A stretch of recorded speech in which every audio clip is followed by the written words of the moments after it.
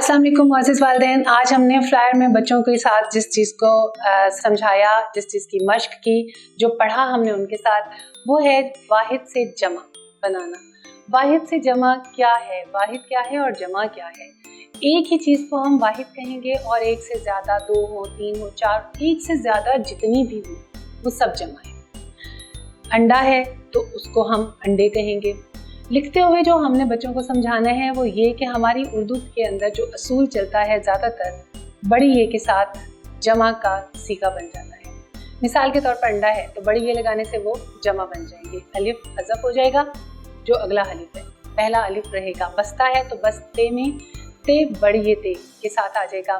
ताला है तो त अलिफ ता लाम बड़ी ये ले ताले। जूता है तो जू जे वाव ते अलिफ हज़फ हो जाएगा और ते के साथ बड़ी ये लग जाएगी। बच्चों को इस चीज़ की पहचान करवानी है कि बड़ी ये हमारा असूल है कि बड़ी ये के साथ हम जमा के अल्फाज बनाते हैं ज़्यादातर और आम तौर पर यही होता है।